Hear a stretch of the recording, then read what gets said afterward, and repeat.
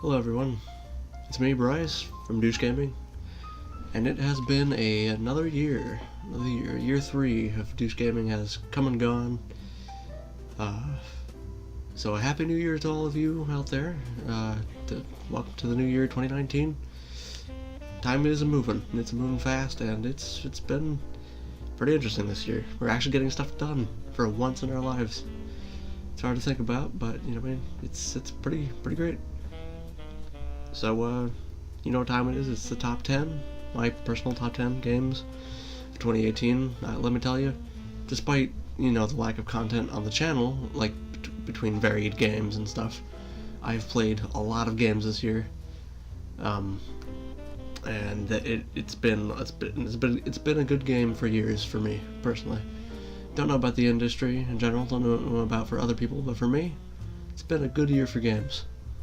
And today, of course, like every year, I'll be sharing with you my my personal favorites. So, without further ado, let's just get on with it before I take up too much of your time. Number 10, motherfucking Hearthstone. Now, I'm not really into the whole card game thing. Like, the digital card games, I'm not really into that. I wasn't even into card games as a kid, like with Yu-Gi-Oh! When that was around, and Pokemon. The trading card game and other and Magic the Gathering, other things like that. I was not into it. And then when it started becoming digital with Hearthstone and Magic the Gathering when that released on the 360 and other things similar to it, I did not care. But earlier this year, actually I think just a few months ago, I was convinced by a friend of mine to, I believe Todd actually, to get the Battle.net launcher because of Destiny 2. And when I got the launcher, I thought, oh, there's Diablo 3 on here, and plus there's also Hearthstone. And I never played it, and I figured, you know what, it's Blizzard, they typically make good games. Why not, So I figured why not. That was just my whole outlook on the whole thing. I had no idea what I was getting into. And then I started playing it. And at first I was like, oh, it's probably, from the way it looks inside, or on the outside, it seems like a very pay-to-win type situation, because you have the option to buy packs to add to your stuff, and I figured, oh, you probably, they give you packs early on when you achieve things, and that's probably all they do. The reality is that even if they don't give you stuff very often, they still give you packs on a regular basis for achieving certain goals, which are quite regular, and from that, you can still get a decent deck. And there's in-game currency, so you honestly don't have to pay any real money to actually get packs and actually improve your deck. And it doesn't make things impossible either. So, and from this, I learned that it could be very addictive getting all these packs, getting these different cards, and then trying to piece together a deck that works right for you. And then using a hero, matching that deck with the hero that works for you. Because the heroes have, heroes are like the class-based decks. They give you a certain, they have different abilities, and they can only use certain cards. And overall, it just worked out really well, and I started enjoying it a lot, and I've put a lot of time into it now, and enough to where I can say that I've enjoyed it so much over the past few months that I can happily put it at number 10 in my top 10. Because of it being the kind of game it is, I can't put it any higher than 10, because there's not enough, I guess, depth, or not so much depth, but there's not enough meat to the bone on it to really say that it deserves more than 10. But it still goes on there because I enjoyed it well enough than some other games I tried this year. So yeah, I can definitely say that. I'm gonna take a drink real quick. So yeah, Hearthstone at number 10. At number 9, definitely a game I'm not sure I expected to enjoy as much as I did. It's a game called Ravenfield. Now, to preface, before I found this game on Steam, I was in search, or at least I was hoping that a game would come along that was more like the original Battlefield games. Or not Battlefield, sorry, Battlefront. The Star Wars Battlefront games on the PS2 and before that. Because the most recent ones that tried to, bring those back, in my personal opinion, are really, and in fact in the opinions of a lot of people, are just not that great. They lack a lot of the stuff that we were hoping would be brought back from the original games. And in my case, I wanted the big epic AI battles that fought alongside you as was happening, because it added a lot more to everything that was happening around you.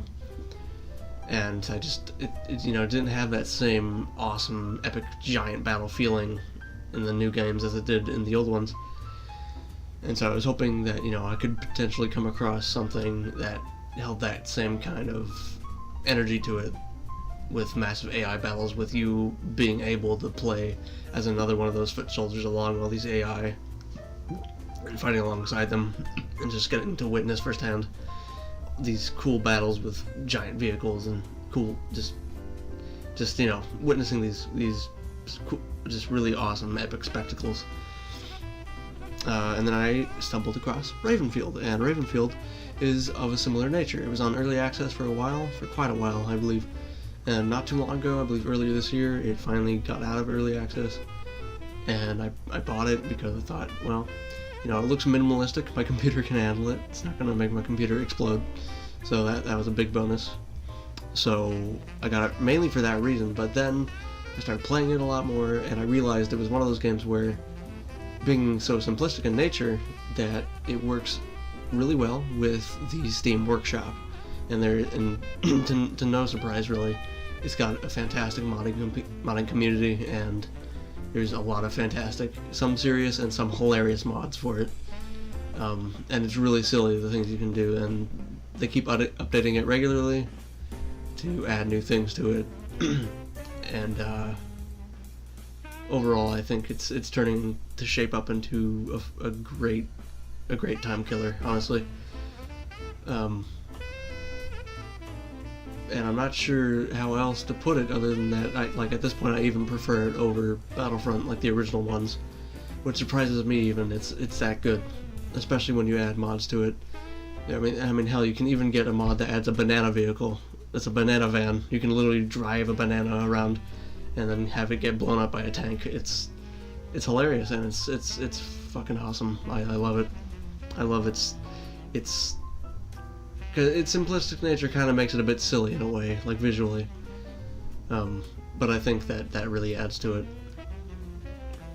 So Ravenfield, yeah, if you really need like a time killer that resembles the same style as the original Battlefront games, Star Wars Battlefront games, definitely worth taking a look into. It's not that expensive either, and there's a lot of potential for replayability and just putting a lot of time into it. So Ravenfield, number 9, definitely, yeah, just really good. Number 8. This game probably would have gone up higher. This next game probably would have gone up higher on the list if I had beaten it this year, which I hadn't gotten around to yet. But man, I am trying to my best to beat this thing. And that game, at number 8, is called Darkest Dungeon. Now, Darkest Dungeon, how to explain for those who have not played it, is a very dark sort of, what's the word I'm looking for? It's Lovecraftian, I guess. It's a very dark Lovecraftian kind of world, and it's all about sending groups of different varied teams into dungeons and to try and quell this darkness of monsters and abominations and other things that have come over this estate that your ancestors owned, according to the lore and the story of all that. And there is something about the way, like, some people get tired, like, for some people it could get repetitive. I can see that. For me, whenever I play it, it is so much fun every time to send people into a dungeon. Some of them die, some come out, and then the ones that live, you give them good items, and then you send them back in.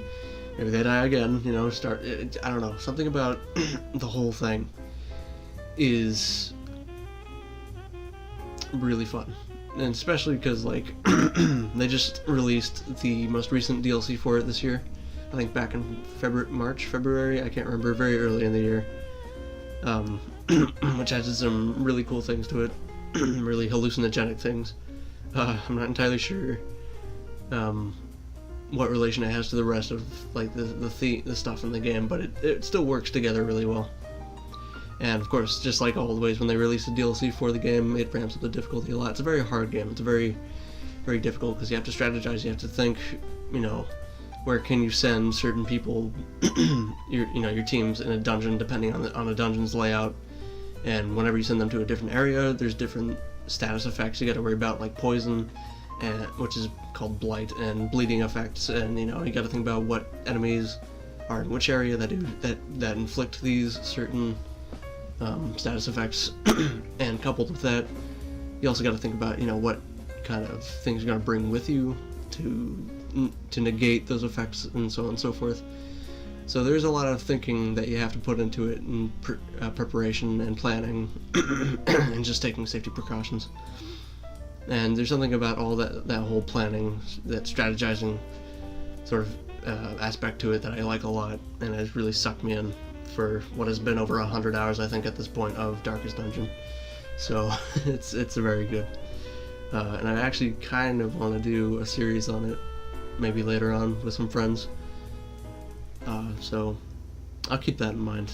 But definitely very good. Definitely worth checking out if you're into that sort of dungeon crawling, class class-based group, like putting together experience. Kind of like in an XCOM sense, where you put teams together and just see how far you can get with each person, and trying to get your good people not to die, and when they do, what do you do then? And trying to, it's trying to make the best of a bad situation is what the game is ultimately, and it pulls it off really well in a really dark setting.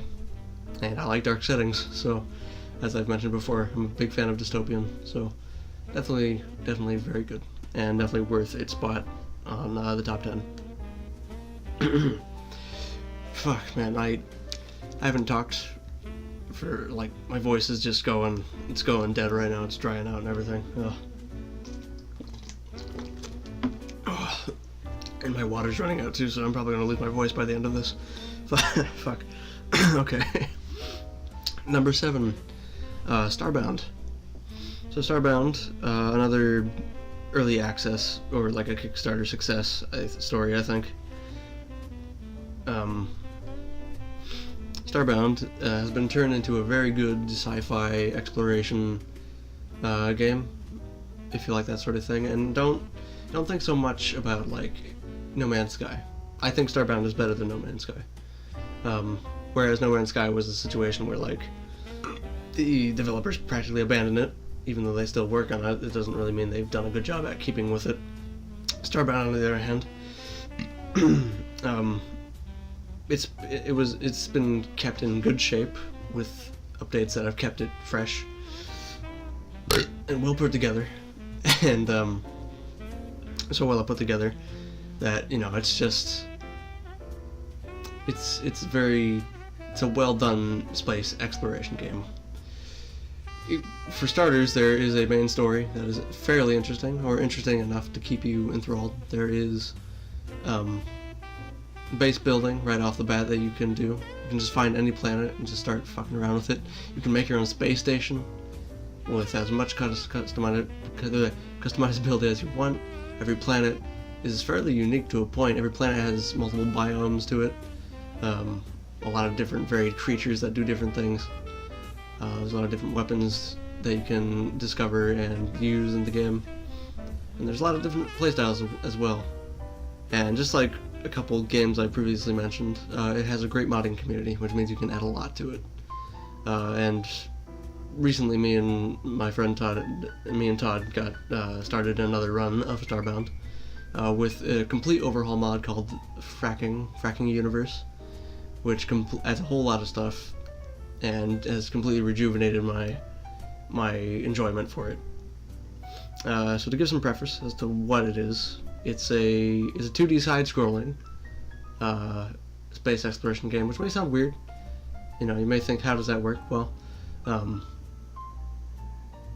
surprisingly, it's not as bad as one might think for that to work out. Planets, sure, yeah, they're 2D, but they go in a full circle, so you can get around eventually, and it's not like crappily done pixel art either. Like it's pixel art. It's very pretty pixel art. Every planet has, and each planet's biomes has background art that makes it feel like the biome you're in. And as I mentioned, every planet has unique creatures that are, that are designed or at least randomly generated to be unique to the planet that you're on. Some planets will have some similar creatures, but most of the time you'll find some pretty interesting things. And like No Man's Sky, it is a pretty much infinite universe. But there's a lot of variety to the game. There's a lot of stuff you can end up running into and end up creating stories with your friends as to adventures that you went on and dungeons that you can run into and explore and get loot and stuff like that, and then craft a bunch of new stuff, armor, bases, that sort of thing. It's an endless possibilities kind of game. Even once you complete the main story, there's still more you can do, and just keep creating stories and going on adventures. And it's kind of hard to stop playing a game like that doesn't really have an end. So Starbound, yeah, number 7, Starbound, very good. I'm enjoying it a lot so far, because we're not done, so I'm going to keep playing that. So Starbound, yeah, number 7. Alright.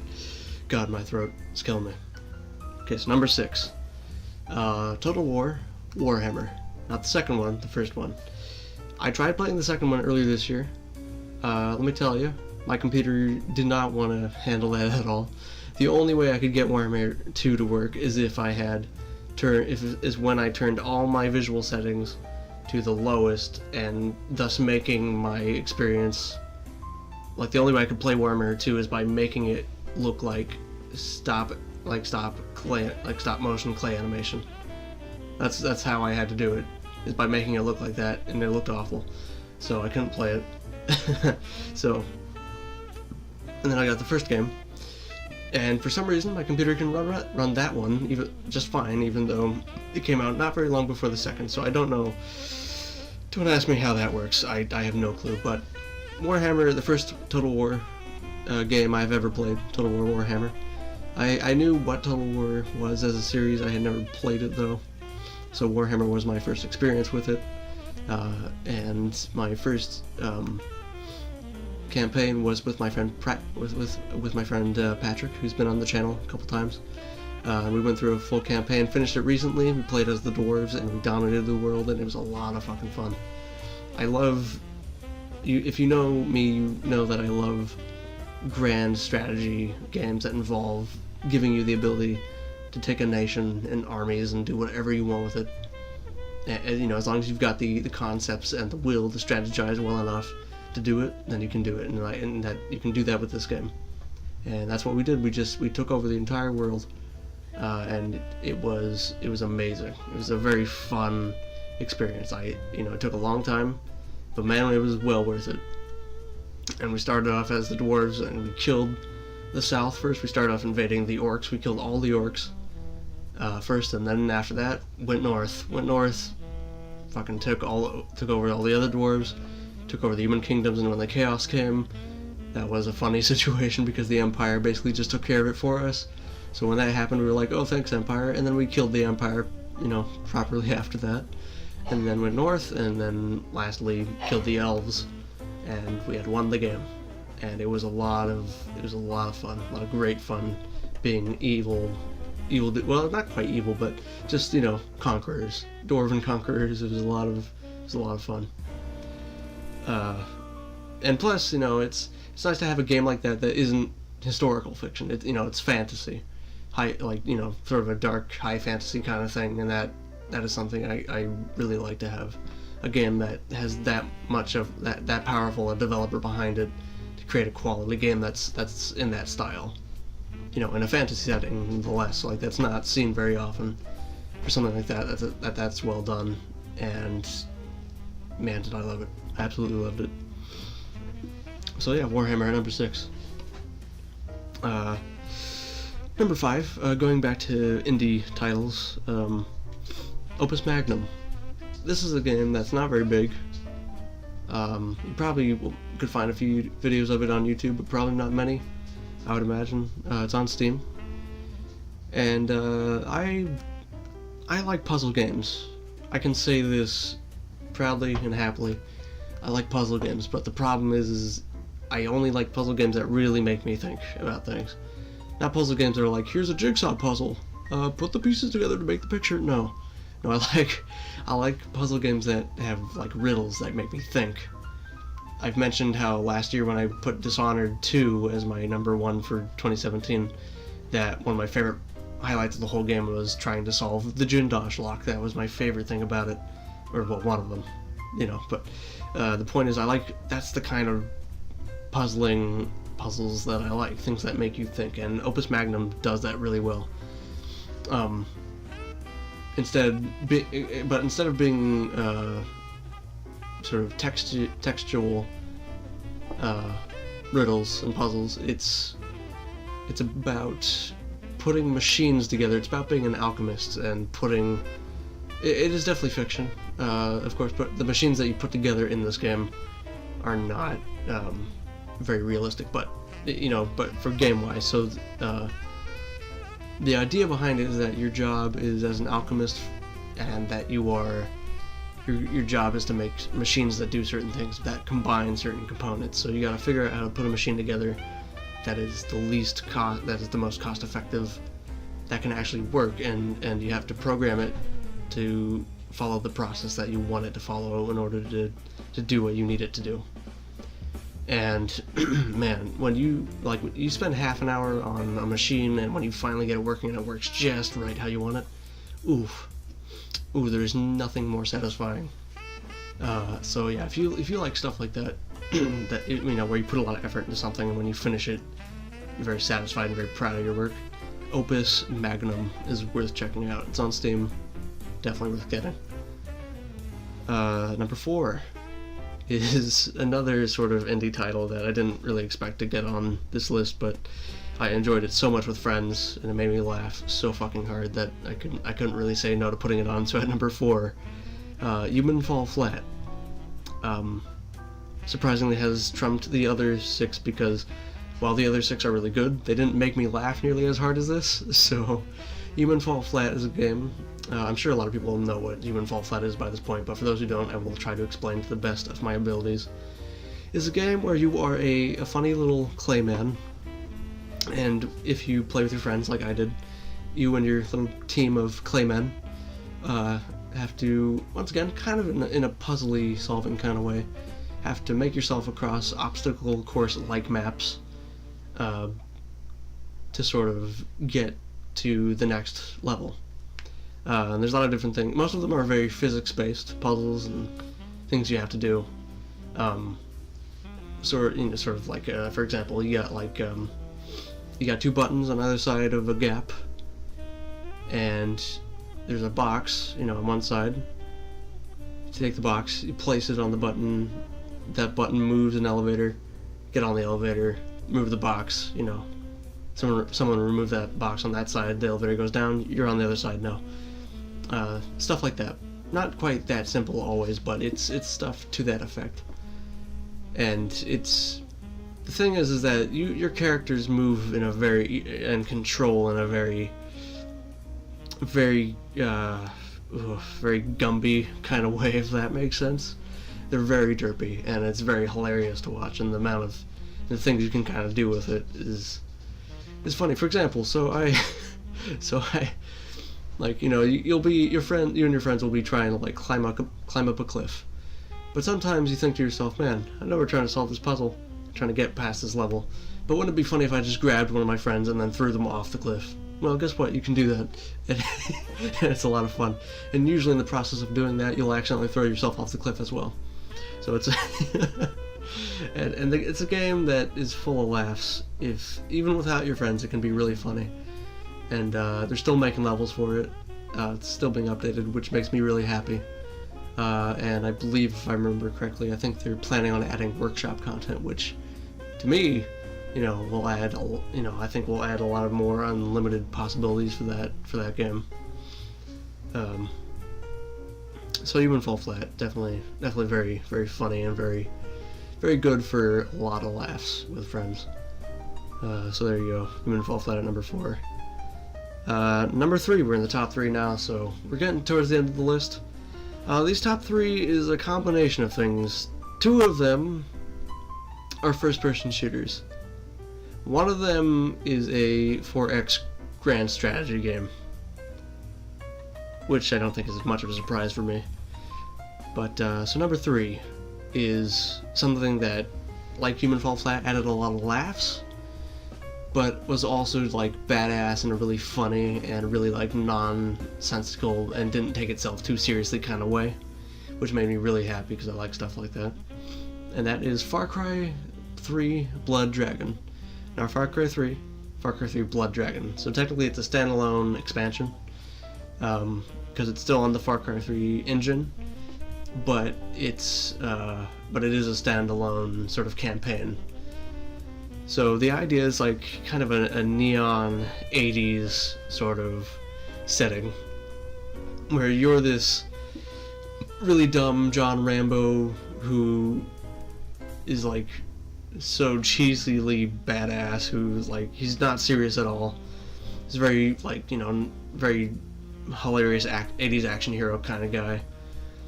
And basically the whole story is about you going on this, you know, going across this island of, I can't remember the main antagonist's name, but it's like some mad scientist or whatever. But just the setting itself is enough to be hilarious. You've got dinosaurs that roam around the island that are like robot dinosaurs that are like glowing neon and shit that shoot lasers out of their eyes. And you've got like these weapons that are fucking crazy to use, and you got other animals that are all like robots and shit. And at the very end of the game, you're like fucking driving this rainbow unicorn tank or whatever the fuck it was. I don't know how to explain it. Like, it's, if you ever want to, like, if you haven't seen the movie Kung Fuhrer, imagine if that was put into a video game form in like that's the style of dialogue. Because not so much the visuals, but like the dialogue. Imagine that dialogue was put into video game form. I imagine that to be Far Cry 3 Blood Dragon, and it is so fucking amazing to play. You feel like a hilarious badass, and you feel it. Oh, I don't know how to explain it. It's like you just get the butterflies in your stomach because you're like, man, this is hilarious, but I'm also kicking the shit out of everyone at the same time, and it's funny to do. Like, it's a fantastic experience, and I will happily play through it again sometime because it is so good. I feel like it's too short. It needs to be its full game, like a full game, if I'm being honest. It should, like, for me, I think it took between like 6 and 8 hours to beat. It needs to be longer than that. Most Far Cry games take way longer. Like, Far Cry Blood Dragon should have been the main game, and Far Cry 3 should have been the standalone expansion, in my personal opinion. Blood Dragon is their best work, and I fully believe in that. So, alright. Number 2 is the 4X strategy game, and that is Stellaris. Stellaris has a lot of expansions. It's been out for a while and has had a lot of stuff released for it. Has a lot of changes. And recently it's had the new Megacorp DLC drop for it, which I haven't played yet, but I am so excited to play it. Stellaris is all about creating your own race and of whatever. Could be human, could be some weird Klingon type species, could be whatever you want, whatever, you know, your wildest imagination can dream up in a sci-fi setting. And then you can fuck with their diplomatic status. You can make them like holy cleansers of the galaxy, or robotic sort of death machines, or fucking whatever you wanted it to be. And it's got a lot of variability in terms of sort of the race playstyles. And it's all about just spreading your influence and just sort of creating a timeline and just watching a universe grow, you know, and making your race grow, and just sort of, you know, just going through the next however long you set the game time to be.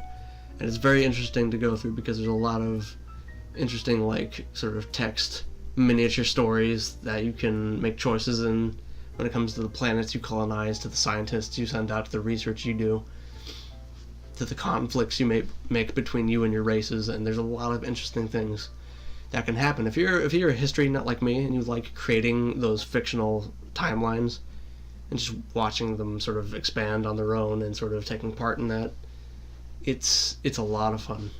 It's one of the best games for that, in my opinion. once again, I have to mention Stellaris is a Paradox game, and as you know me, I fucking love Paradox and everything they do. And Stellaris is no exception. Like, after I was done with Hearts of Iron 4, I pretty much immediately jumped on the Stellaris train because it is so good, and I'm so happy with playing it. It's a lot of fun, and there's a lot of great stories for it. To give as example as to one of my favorite stories was that one of the last multiplayer games I did with Todd on Stellaris was that we were we were doing fairly well. We were conquering the galaxy. We were like basically fascist, alien species, just taking it over the galaxy, and I was like, at this point I had been like in full rebellion of myself, and I was like, because I couldn't feed my population, everyone was starving, and I was like, it's fine, I'll just keep going. So I kept expanding. Todd was doing really good, taking like the core systems, and he was like going to move south, and he had already had like a bunch of these fucking racial warfares with this turtle race called the Chimerians, who we both hated because they were just a fucking pest at this point. But anyway, so what we were worried about at a certain point was the Fallen Empire. And what Fallen Empires are, they are these races that are super powerful that don't really wake up until like Endgame. Then they like start ramping up production, they start expanding, and they start going to war with people, and they become really dangerous.